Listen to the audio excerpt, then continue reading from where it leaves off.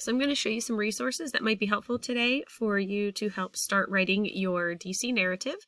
So if you've already chosen your 3 monuments or memorials that you're going to present in your story, this map may be helpful. How do you think this map would be helpful? Well, there are many ways it's helpful, but if you said maybe the order in which you visited the monuments, that would be where I was kind of thinking this map would be helpful. So for example, if you're choosing the Martin Luther King Jr. Memorial, the Thomas Jefferson Memorial, and the Veterans Memorial, Vietnam Veterans Memorial, you aren't going to want to go here, here, and then all the way here. You might want to start here and make your way here and then there. The decision is yours, but I thought this map might be helpful for you to help you decide what order you're going to rate your paragraphs in, and excuse me, help you understand what else you might see from a different memorial or monument. Okay, the next thing I'm going to show you is those body paragraph examples that you've probably seen in previous videos. So when it comes time to start writing your DC narrative, my suggestion is to write your 3 body paragraphs, maybe first, if that's where you feel comfortable. If you feel comfortable starting with your topic or your introductory paragraph, go ahead and do that as well. So I'm going to show you a couple of those. And now I clicked a little bit wrong.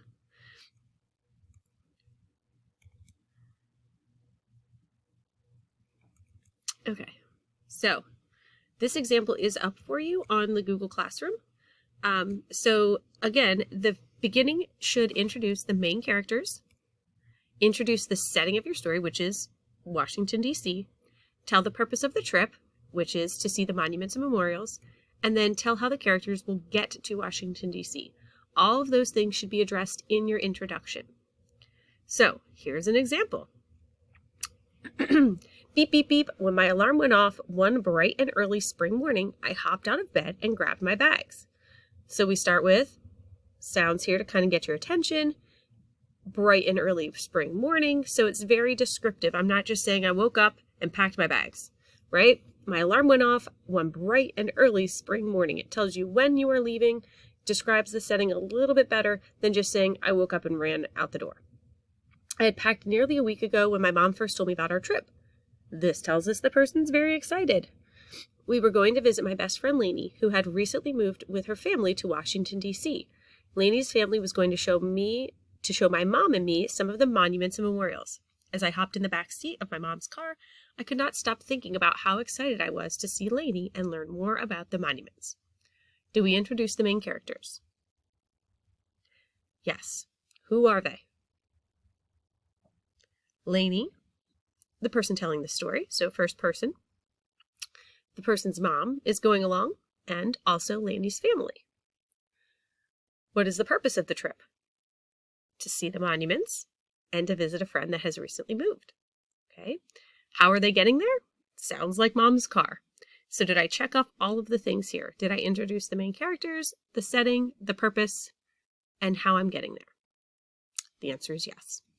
Okay, let's look at a monument paragraph. Notice how well it transitions. When we first arrived at Lainey's house, we headed right to the National Mall to see the monuments. First, the tour guide took us to see the Lincoln Memorial. Here would be an opportunity to name your tour guide if you would like. I'm going to show you another paragraph where they actually do choose a name for the tour guide. First, the tour guide took us to see the Lincoln Memorial. I recognize this memorial because it is featured on the penny and the $5 bill. There's fact 1. The memorial overlooks the reflecting pool. Our tour guide told us that the 36 columns represented 36 states that were in the Union at the time of Lincoln's death. That would be example 2, fact 2. I felt proud looking at this monument and learning how Abraham Lincoln helped bring our country together. That's great. It describes the feelings. What are some things this paragraph is missing? I'll give you a moment to think about that. You can pause the video.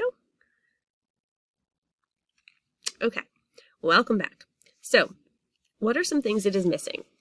I don't think saying that it overlooks the reflecting pool is necessarily the most important fact that they could have drawn from Lincoln's memorial, but I guess it is a fact, so I guess we could say they have 3 facts.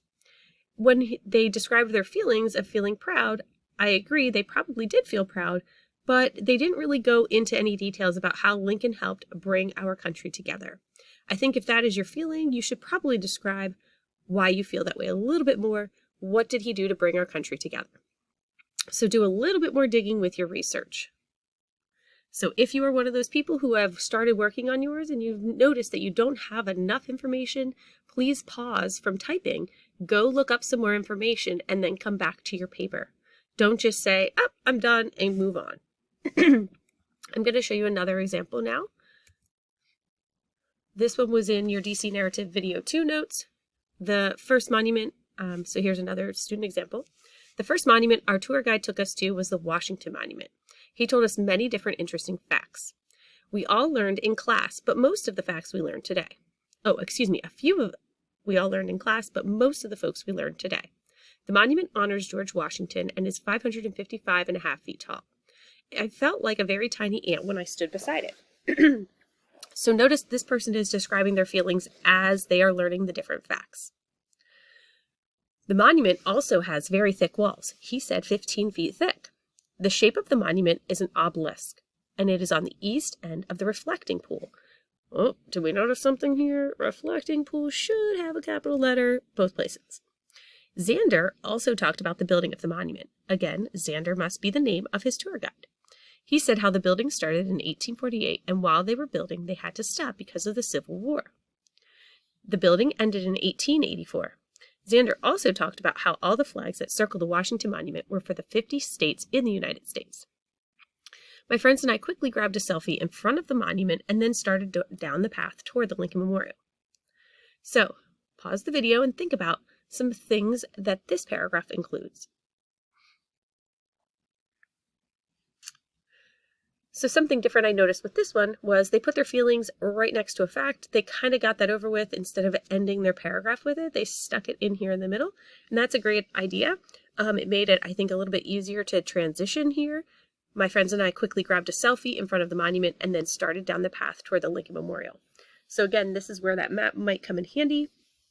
I like the ending of this paragraph.